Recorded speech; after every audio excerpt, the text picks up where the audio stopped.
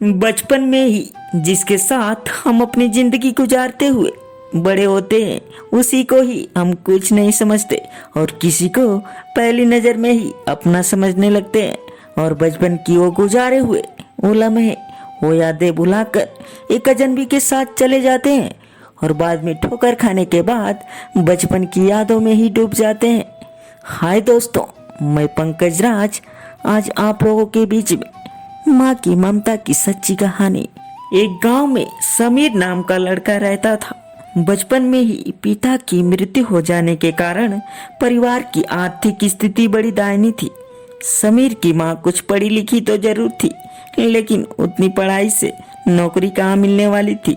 इसलिए घर घर बर्तन मांजकर सिलाई बुनाई का काम करके किसी तरह अपने बच्चे को पढ़ा लिखा रही थी। एक दिन जब समीर स्कूल से लौटा तो उसके हाथों में एक लिफाफा था। उसने अपनी माँ को लिफाफा पकड़ाते हुए कहा, माँ, मास्टर जी ने तुम्हारे लिए एक चिट्ठी भेजी है, जरा देखो तो इसमें क्या लिखा है। माँ चिट्ठी पढ़कर मुस्कुरा कर बोली, इसमें लिखा है, आपका बेटा काफी होशियार है और पढ़ने में काफी तेज है और हमारे पास इसे पढ़ाने के लिए कोई शिक्षक भी नहीं है, इसलिए आप अपने बच्चे का दाखिला किसी और स्कूल में करा दीजिए।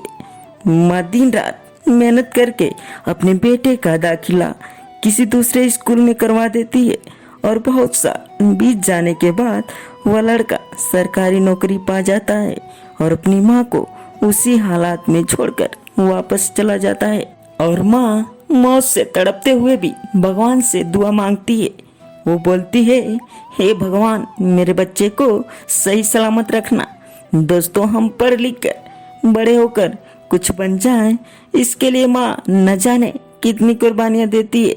इसलिए अपनी माँ को कभी मत भूलना मेरे दोस्त। धन्यवाद।